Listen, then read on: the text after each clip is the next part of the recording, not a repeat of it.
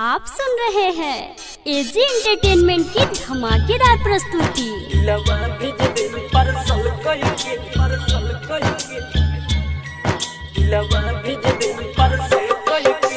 DJ Kanchan राज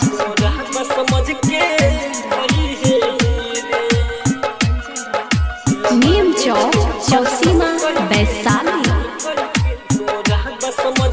AG recording studio. छोड़ी के जइबे ससुरवा ते, छोड़ी के जइबे ससुरवा ते, मोर मुँह मोर देखी जई रे। दिलवा भेज देम परसल कोई के, दिलवा भेज देम परसल कोई के, मोरा बस समझ के खोई रे। दिलवा भेज देम परसल कोई के, मोरा बस समझ के खोई रे। छोड़ी के जइबे ससुरवा ते, mix by A G recording studio.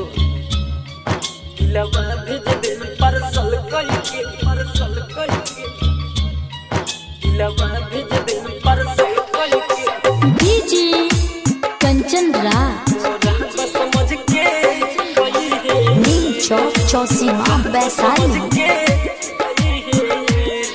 लागता तो रहना दिया, सुन सहलो जान तरा दिया। अंगे अंगे उठे जान रे, बन गइल दूसर के दान रे।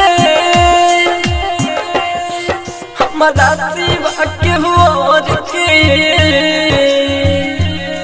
हमारा सिवा के और के, अब जानते हो कहीं बेरे। दिलवा भेज देम परसल कोई के,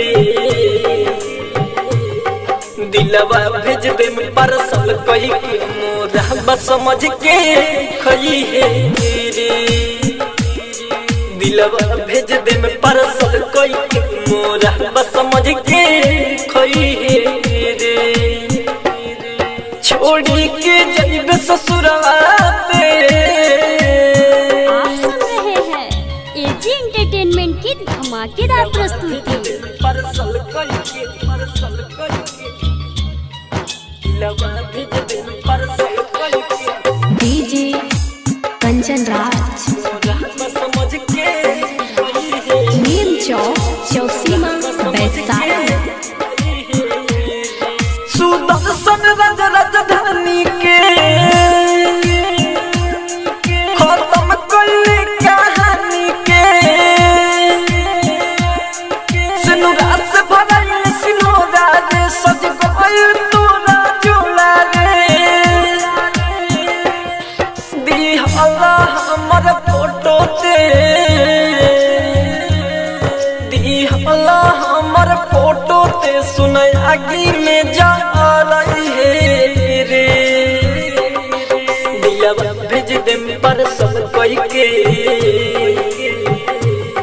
दिलवा भेज देम परसल कोई के, मोरा बस समझ के खोई रे। दिलवा भेज देम परसल कोई के, मोरा बस समझ के खोई रे।